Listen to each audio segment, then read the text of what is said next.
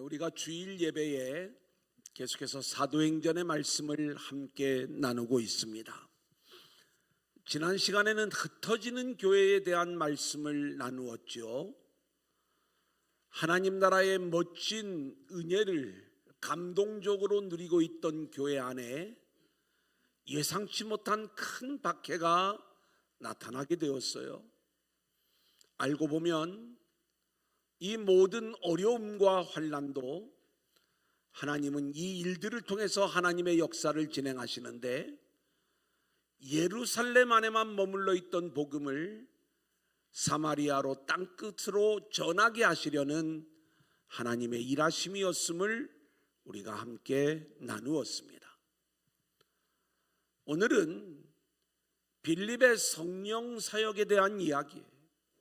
성령 강림절이기도 하지만 또 오늘 본문의 이야기가 빌립과 성령의 이야기를 우리 가운데 들려주고 있는데, 이 성령 안에 있는 빌립의 이야기 속에 놀라운 하늘의 복음이 담겨져 있는 거예요.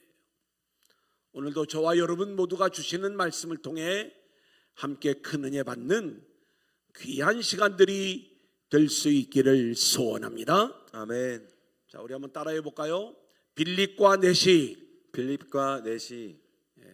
빌립과 에디오피아 넷시에 대한 이야기, 오늘 본문의 줄거리를 먼저 우리가 살펴볼 거예요.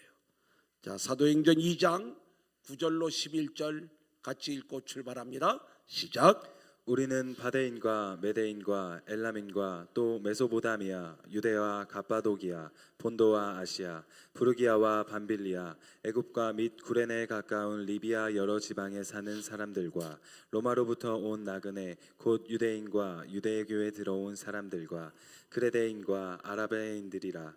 우리가 다 우리의 각 언어로 하나님의 큰 일을 말함을 듣는도다 하고.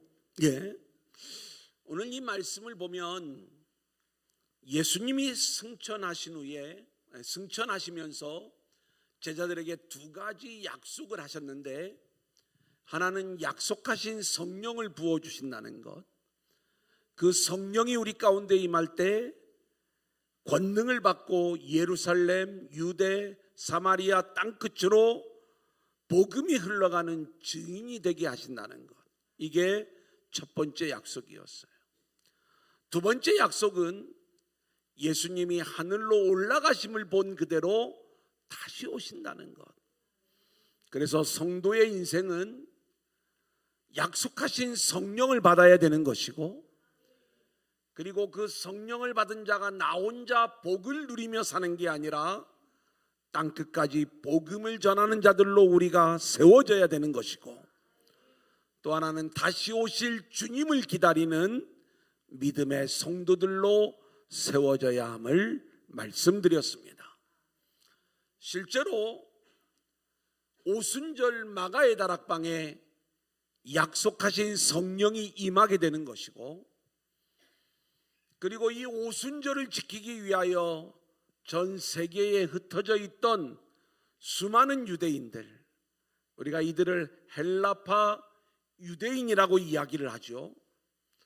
이들이 오순절을 지키기 위하여 예루살렘에 왔다가 성령에 취한 사도들을 통하여 예수의 복음을 듣게 되고, 그리고 이 복음을 믿은 후에 그대로 남아 예루살렘 교회의 일원이 되는 그 내용들을 보게 된 것입니다. 예루살렘 교회는 엄청난 부흥을 이루며 놀라운 하나님 나라의 모습을 보여주는데, 사도행전 8장 1절의 말씀, 우리가 지난주에 함께 나누었던 내용이죠. 교회 안에 큰 박해가 임함으로 말미암아 이제는 교회가 흩어지게 되는 거예요. 원래 히브리파 유대인들만 있었으면 흩어지는 일이 쉽지 않았겠지만, 이곳에 여행을 왔다가 정착했던 이 헬라파 유대인들은 흩어지기가 상대적으로 쉬웠던 거예요.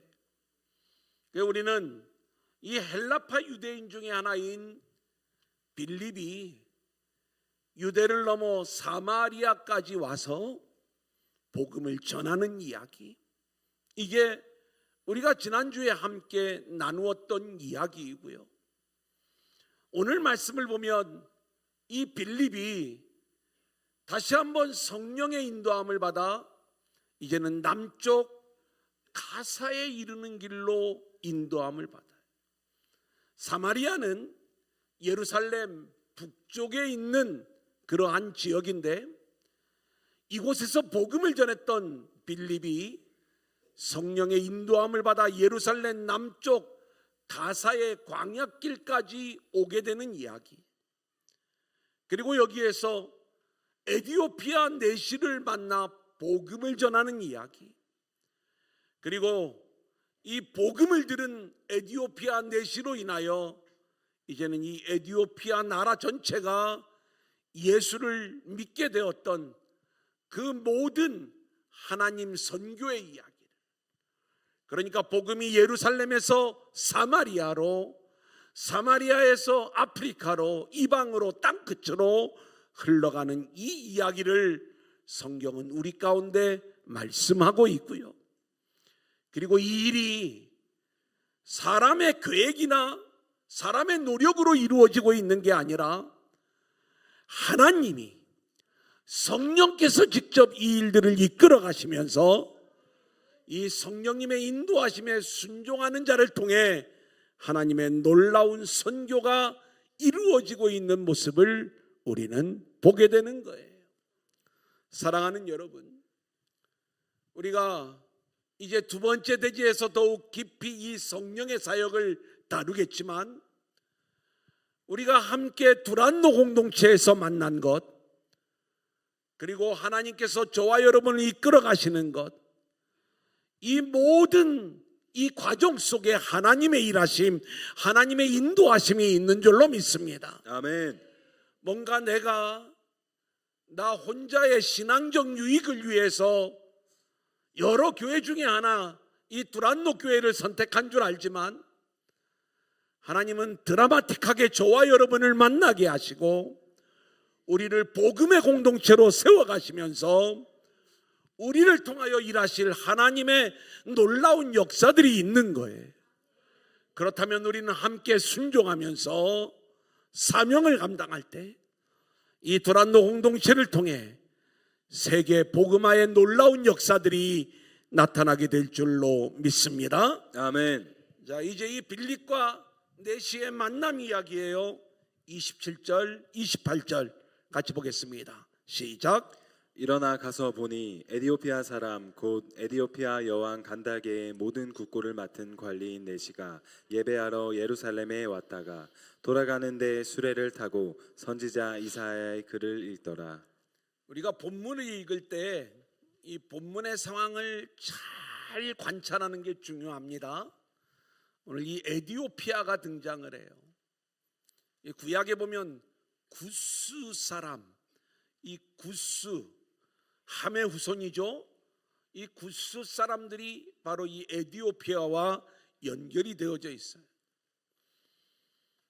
특별히 이 구스는 유대교 혹은 기독교, 또 어쩌면 우리나라와도 아주 깊은 그러한 관련이 있는 사람들이에요.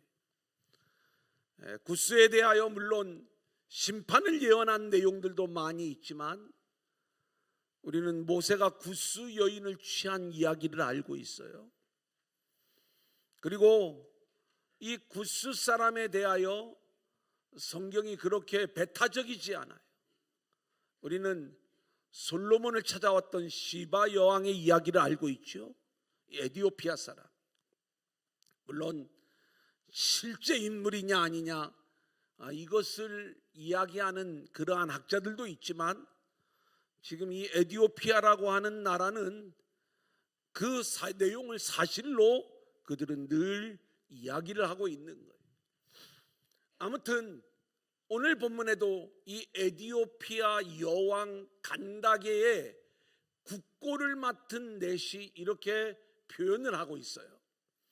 그러니까 이 에디오피아라고 하는 나라, 그리고 이 나라에 여왕이 있는데 그 여왕을 간다게로 표현을 하고 있는데, 이 간다게는 사람 이름이 아니라 여왕의 직책의 이름을 우리가 간다게 이렇게 이야기하는 거예요. 우리가 보통 애굽의 왕을 바로 이렇게 부르는 것처럼 에디오피아의 여왕을 간다게로 부르는 거예요. 그러면 이 에디오피아에 아주 훌륭한 여왕들이 몇몇 있었는데, 이때의 여왕이 누구인지는 모르지만 그 여왕 간다게의 국고를 맡았던 그러한 내시, 이 국고를 맡았다면 지금 우리로 이야기하면 경제부총리, 옛날에 재무부 장관, 요즘을 우리가 생각해 볼 수 있는 인물이다. 아주 고위직 관리다, 이렇게 생각을 하면 됩니다. 우리는 자꾸 이 내시라는 말에 꽂혀서 뭔가 이 사람을 좀 뭔가 좀 한 수 아래로 보려고 하는 그러한 마음들이 우리 안에 있는데, 실제로 이 사람은 상당히 높은 지위에 있는 고위직 관리로, 근데 이 사람이 예루살렘에 하나님을 예배하러 왔다가 돌아가는 길을 우리에게 설명을 해주고 있는 거예요. 또 하나의 궁금증이 생기는 것 아니에요? 왜 이 에디오피아의 재정을 맡은 이 놀라운 고위직 관리가 어떻게 하나님을 알았고, 그리고 하나님을 예배하기 위하여 예루살렘까지 와서 예배하고 돌아가는 길이었다는 이 내용을 우리가 먼저 풀어야 되는 거예요.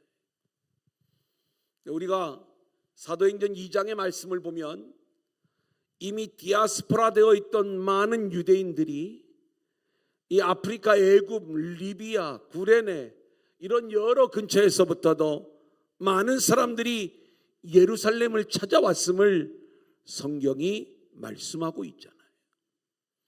그러니까 이 디아스포라 된 흩어진 유대인들이 이제 이스라엘이 멸망하고 남쪽 유다가 멸망을 하면서 완전히 포로로 끌려가는 그러한 상황 속에 많은 유대인들이 온 세계로 흩어질 때 이 아프리카로 흩어진 수많은 유대인들이 있었고, 그들 중에 이 에디오피아에 가서 살았던 유대인들이 그곳에서 여호와 하나님을 섬기며 살았던 모습을 생각해 볼 수가 있어요. 게다가 이제 이 복음이, 또 하나님의 말씀이, 또 여호와 하나님 신앙이 전 세계로 흩어지는데, 흘러가는데 결정적인 기여를 했던 것이 70인역 성경입니다. 이 70인역 성경은 원래 구약 성경이 히브리어로 기록이 되어져 있는데, 이것을 당시의 세계 공통어인 헬라어로 번역한 것이 바로 70인역이에요. 그러니까 유대인이 아니라 할지라도, 히브리어를 모른다 할지라도 세계 공통어인 헬라어를 알고 있으면 이제는 성경을 읽을 수 있게 되었고, 그리고 이스라엘의 하나님 여호와 하나님을 알 수 있는 길이 열리게 되었던 거예요. 그래 이 에디오피아의 국고를 맡은 내시가 아마 여호와 하나님에 대한 이야기를 들었을 것이고, 그리고 이 사람이 예루살렘까지 올 정도라면 아주 종교심이 강한 사람이었던 것으로 여겨지는데, 그가 이 성경을 통해서 하나님 신앙을 배우면서 뭔가 그의 마음속에 여호와 하나님 신앙이 세워졌을 것이고, 그래서 일반 사람이라고 하면 꿈도 꾸지 못할 예루살렘까지의 여행, 그래서 이제 예루살렘에 가서 직접 성전에서 하나님을 예배하고 싶은 그 마음, 물론 이방인이었기 때문에 성전 안에 들어가는 것이 제한되었겠지만 그가 예루살렘에 와서 하나님을 예배하고자 하는 그 마음이 그의 신분과 그의 위치가 가능하게 했을 것이다. 그래서 예배하고 이제 자기 나라로 돌아가는 과정이에요. 자, 그런데 이 과정 속에 하나님이 빌립에게 역사를 하는 거예요. 빌립은 어디에 있어요? 사마리아에서 복음을 전하고 있는데, 예루살렘 북쪽 사마리아에 있는데, 이 북쪽에 있던 빌립에게 성령이 말씀하시면서 너 빨리 남쪽으로 내려가. 가사의 광야길에 가면 이 에디오피아로 내려가는 한 무리를 만나게 될 거예요. 그래, 그 성령의 음성에 순종하면서 가사의 광야길로 내려가는 거예요. 이 가사는 지금 이스라엘과 하마스가 전쟁을 벌이고 있는 가자 지구예요. 그대로 그 남쪽까지 순종하며 내려가 오늘 이 에디오피아 내시를 만나는 이야기인데, 자 이제 보겠습니다. 8장 28절로 29절 먼저 읽어볼까요? 시작. 돌아가는데 수레를 타고 선지자 이사야의 글을 읽더라. 성령이 빌립더러 이르시되 이 수레로 가까이 나아가라 하시거늘. 지금 성령님이 가사의 광야길로 가라 말씀하시고, 거기에서 내시의 일행을 만났을 때 성령이 다시 한번 수레로 가까이 나아가라 말씀하는 거예요. 30절 31절입니다. 시작.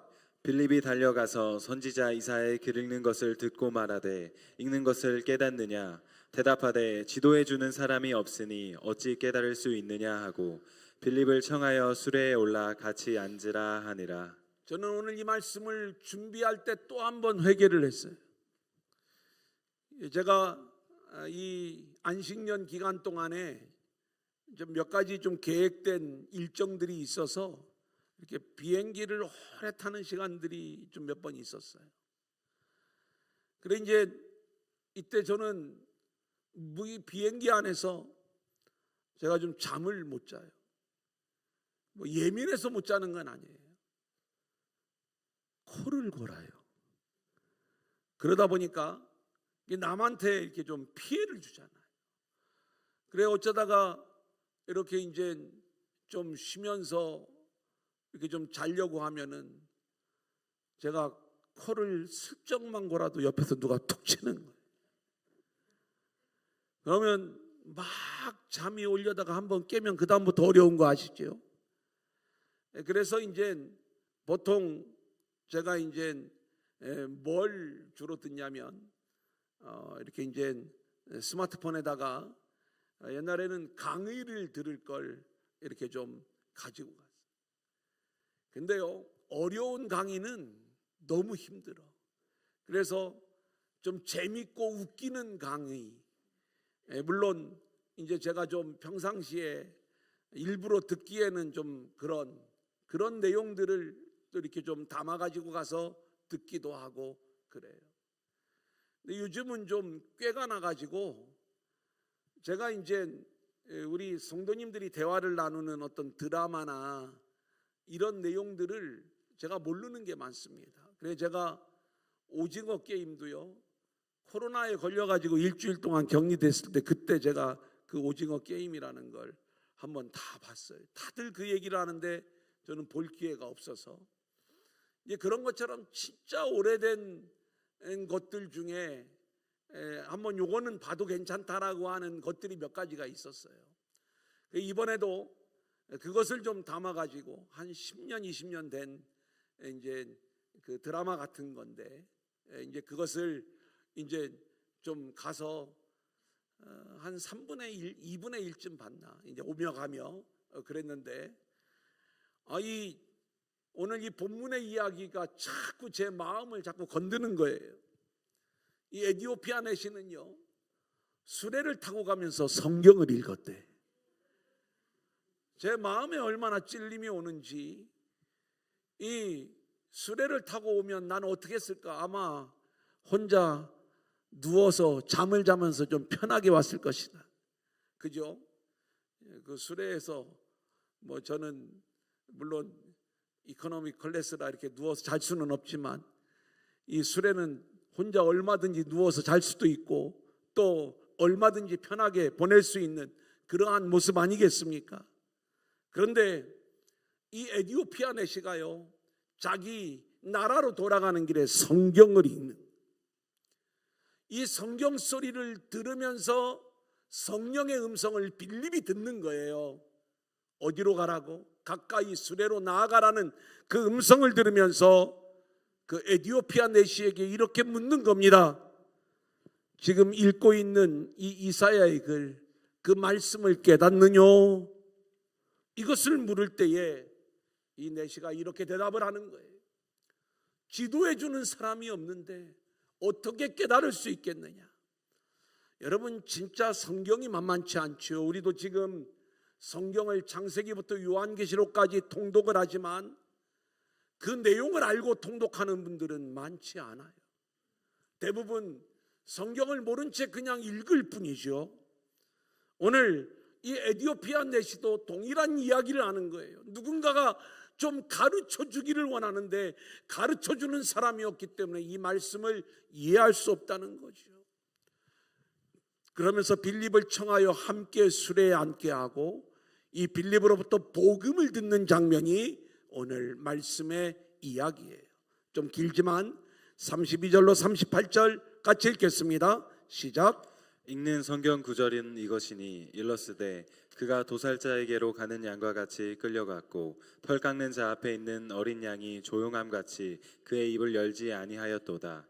그가 굴욕을 당했을 때 공정한 재판도 받지 못하였으니 누가 그의 세대를 말하리요? 그의 생명이 땅에서 빼앗김이로다 하였거늘 그 내시가 빌립에게 말하되 청컨대 내가 묻노니 선지자가 이 말한 것이 누구를 가리킴이냐 자기를 가리킴이냐 타인을 가리킴이냐 빌립이 입을 열어 이 글에서 시작하여 예수를 가르쳐 복음을 전하니 길 가다가 물 있는 곳에 이르러 그 내시가 말하되 보라 물이 있으니 내가 세례를 받음에 무슨 거리낌이 있느냐 이에 명하여 수레를 멈추고 빌립과 내시가 둘 다 물에 내려가 빌립이 세례를 베풀고. 여러분 보세요.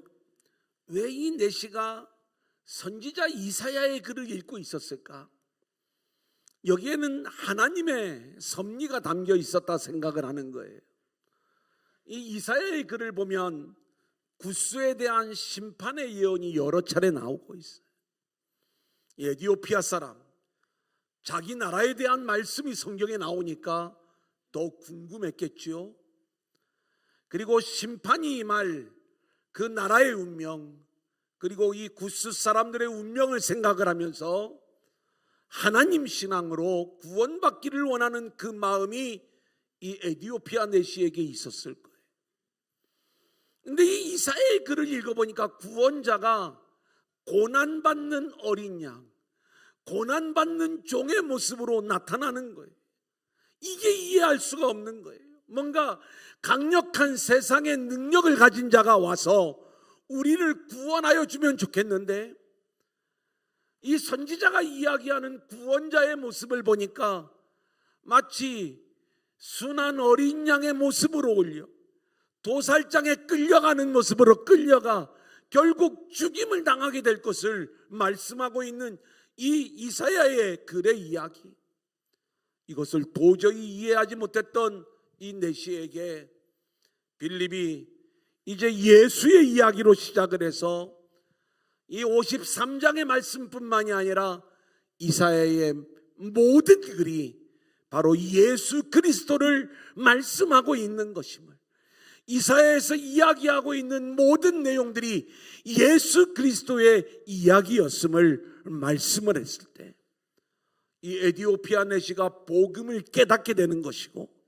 그리고 그가 즉시로 세례를 받아 이제는 하나님의 자녀로 세워지는 이야기를 우리 가운데 말씀해 주고 있는 거예요. 아멘.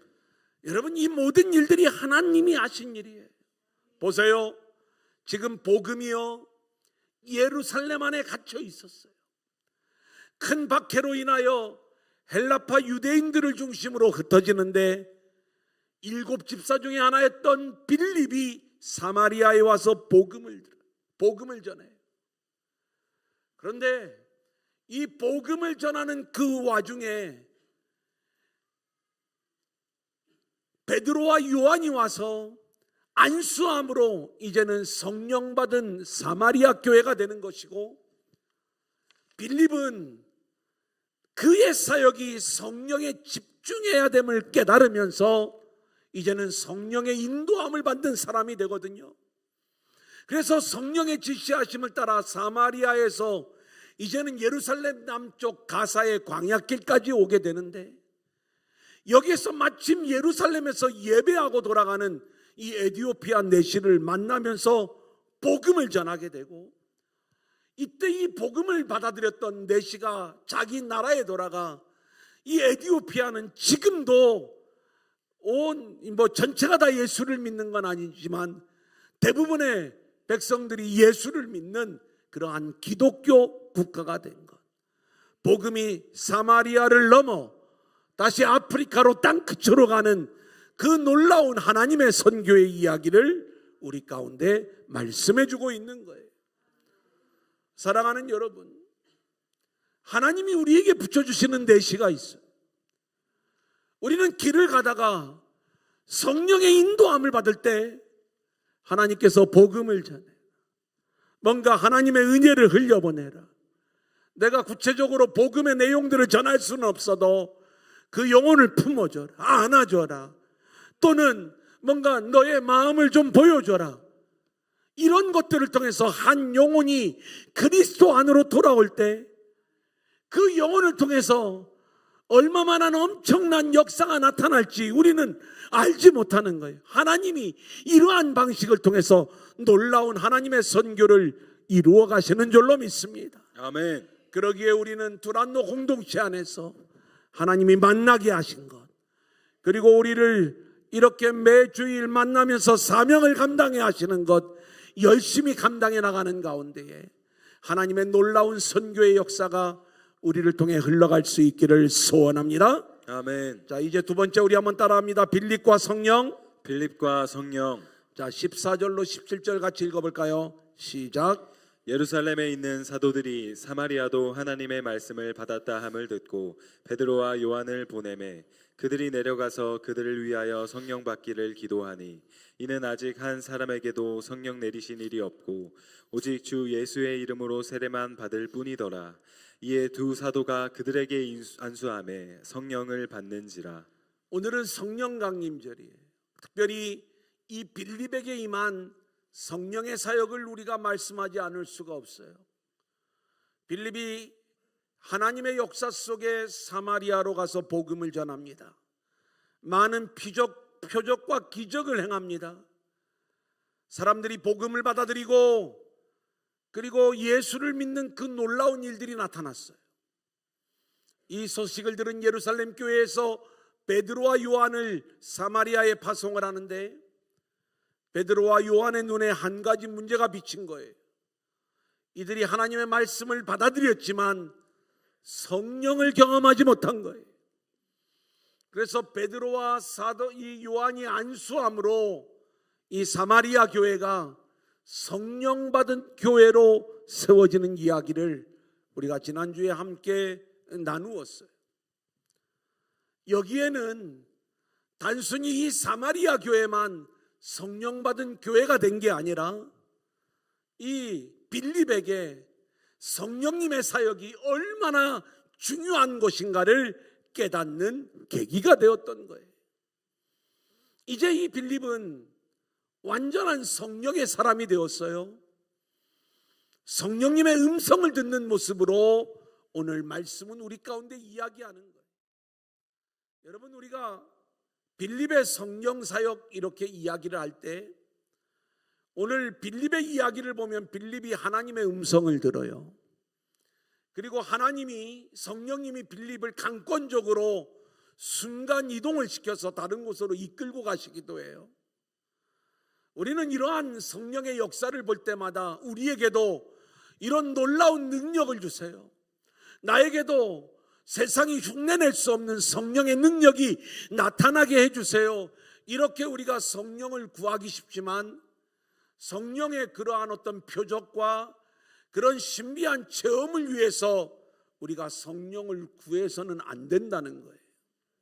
우리는 성령이 우리 가운데 임했을 때 성령이 임한 자의 삶이 우리 안에 나타나야 될 줄로 믿습니다. 아멘. 사마리아에 성령이 임했을 때 예루살렘 교회와 사마리아 교회 사이에 차별이 없게 되었던 거예요. 그렇다면 성령 받은 자의 인생에는요, 사람을 대할 때 차별이 있으면 안 돼.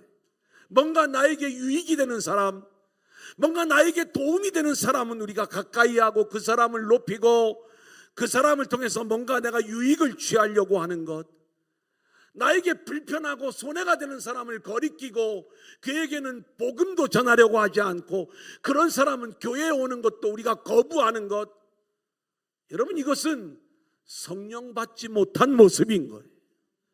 성령 안에서는 하나님의 은혜 안에는 차별이 없는 줄로 믿습니다. 아멘. 그래 우리가 성령을 받았다는 것은 이렇게 예루살렘 교회와 사마리아 교회가 같은 모습을 갖는 것처럼 우리도 우리 안에 성령 받은 자로서 내가 만나는 누구에게나 때로는 그 사람으로 인하여 내가 손해를 받고 어려움을 당한다 할지라도 우리는 차별 없이 복음을 전하는 것, 이것이 우리 모두의 사명인 줄로 믿습니다. 아멘.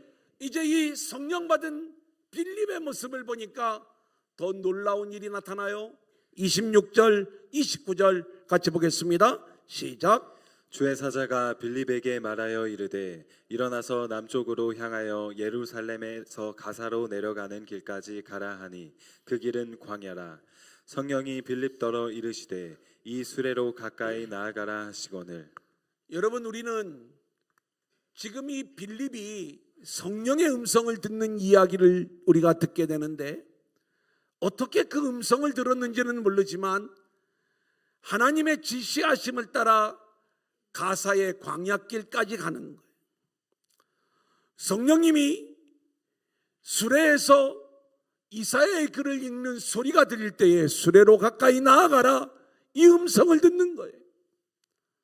우리는 이 장면을 보면서 성령 강림절에 하나님, 나에게도 이 하나님의 음성을 들을 수 있는 그러한 귀를 열어주세요, 이런 소망이 우리 가운데 있잖아요. 그런데 이 하나님의 음성을 듣고자 하는 열망보다도 더 중요한 게 뭐냐? 그것은 우리가 지금 걸어가고 있는 신앙의 길이 내가 원하는 내 소원을 이루고 또 내 탐욕을 이루고 또 내가 목표하는 그 신앙의 길을 걸어가고 있느냐, 아니면 성령님의 음성을 듣고 성령께서 이끄시는 그 길에 내가 순종하고 있느냐, 우리는 이 부분을 먼저 생각해 봐야 되는 거예요. 오늘 빌립은 완전히 성령의 인도함을 받은 자가 되었다는 것을, 성령의 지시하심을 따라 가사의 광야길로 가고 성령의 지시하심을 따라 수레로 가까이 나아가는 이 빌립의 이야기. 자, 그렇다면 우리는 신앙의 삶을 내 마음대로 살아가는 게 아니라 성령의 인도함을 따라 살아가는 저와 여러분들이 되어야 할 줄로 믿습니다. 아멘. 오늘 이 예배의 자리에 나온 것도 우리가 성령의 인도함을 따라 이 자리에 나와야 되는 거예요. 뭔가 주일 예배는 내가 이 자리에 나오고 체면이 있으니까, 나머지 예배는 내 편한 대로 그냥 온라인으로, 아니면 내가 여러 가지 세상 일로 바쁘면 그 일로 인하여 적당히 예배하고, 이것이 성령의 음성을 듣는 모습인지, 성령의 지시하심을 따라 내가 정말로 하나님을 예배하는 삶을 살고 있는지 우리 자신을 돌아보아야 되는 거예요. 늘 성령님께 민감하고 성령님의 말씀과 지시하심을 따라 성령님의 인도하심을 따라 예배의 자리를 지키는 저와 여러분들이 될 수 있기를 소원합니다. 아멘. 그래서 새벽 예배도 수요 예배도 금요 예배도 우리가 성령님이 나를 강권하실 때 내 편함을 따라 그걸 거역하는 게 아니라 말씀 앞에 순종하여 그 자리를 세워나가는 저와 여러분의 인생들이 될 수 있기를 소원합니다. 아멘. 이제 이 빌립에게는 더 강력한 역사가 나타나는데 38절 39절이에요. 같이 봅니다. 시작. 이에 명하여 수레를 멈추고 빌립과 내시가 둘 다 물에 내려가 빌립이 세례를 베풀고 둘이 물에서 올라올새 주의 영이 빌립을 이끌어 간지라 내시는 기쁘게 길을 가므로 그를 다시 보지 못하니라. 여러분, 이제 이 빌립이 내시에게 세례를 베풀었어요. 빌립의 마음에는 이런 것들이 있었을 거예요. 이제 내가 사명을 감당하며 복음을 전하고 이 사람이 은혜를 받았으니까 이 내시는 에티오피아의 고관이에요. 뭔가 좀 좋은 음식도 좀 대접받고 또 맛있는 차를 마시고 나누면서 뭔가 좀 그 다음에 좀 은혜를 좀 이렇게 간증하고 나눌 수 있는, 쉴 수 있는 그러한 기간, 어떻게 보면 좀 그 다음 선교를 위해서 뭔가 후원을 받아가지고 또 더 강력한 일들을 계획하는 이러한 생각이 빌립에게 있을 수 있지 않았겠습니까? 그런데 세례를 베풀자마자 하나님이 이 빌립을 강권적으로 성령이 움직여 가시는 거예요. 이게 어떤 분은 성령 사역자라고 이야기를 하면서 하나님이 자신을 순간 이동시키셨다는 거예요.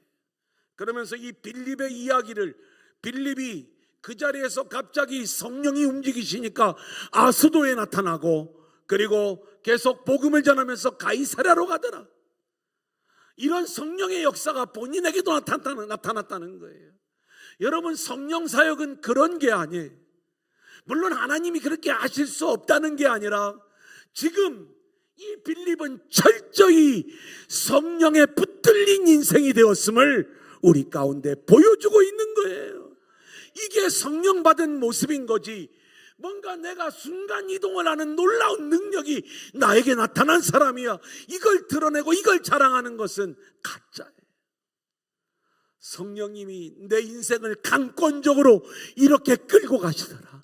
그래서 내가 그 성령께 붙들린 인생이 되어 지금까지 믿음의 길을 걸어왔고 하나님이 그러한 인생을 통해서 하나님의 이 놀라운 역사를 이루셨습니다. 이것을 우리가 고백하는 게 성령 받은 자의 모습이 되는 거예요. 우리가 성령의 음성을 들은 자로 살아가고 성령의 붙들림을 받은 자로 살아가 우리를 통하여 성령님 하나님의 놀라운 역사만이 나타날 수 있기를 소원합니다. 이 시대 성도들은 성령을 구하지만 자기 유익을 위하여 구하는 거예요. 자기 만족을 위한 성령을 구할 때가 얼마나 많이 있는지 몰라요. 성령을 진짜로 받은 자는 자기에게 유리한지 불리한지 유불리를 따지지 않아요. 나에게 손해가 되고 또 그 길이 고난의 길이라 할지라도 성령이 지시하시면 순종하고 가는 거예요. 성령이 붙들어 이끌어 가시는 곳 반항하지 않고 순종하며 나아가는 거예요. 우리가 열심히 예배하고 은혜 받고 사명 감당하는 그 모든 우리의 헌신의 자리들, 성령님이 이끌어 가실 때 순종하며 나아가는 저와 여러분들이 될 수 있기를 소원합니다. 이제 결론을 말씀을 드립니다. 2024년 우리가 붙잡고 일어서야 될 말씀은 무엇인가? 오늘 붙잡아야 될 첫 번째 말씀은 하나님의 섭리에 순종하는 자로 세워지라는 거예요. 하나님께서 저와 여러분을 만나게 하신 이유가 있어요.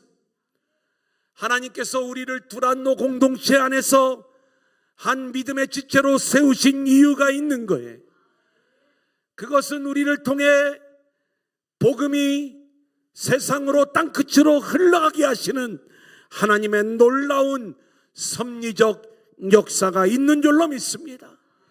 이 하나님의 일하심에 순종하며 열심히 복음을 전하는 자들로 세워질 수 있기를 소원합니다. 다음으로 우리는 성령 강림절에 성령님의 인도하심에 순종하는 저와 여러분들이 될 수 있기를 소원합니다. 우리가 성령의 임재를 소망하는 건 나의 탐욕과 나의 욕구를 이루기 위함이 아니라 성령님의 인도하심, 성령님의 붙드심에 순종하기 위함이라는 것. 그래서 성령이 이끄시는 인생을 살아가는 저와 여러분들이 될 수 있기를 주님의 이름으로 간절히 축원합니다.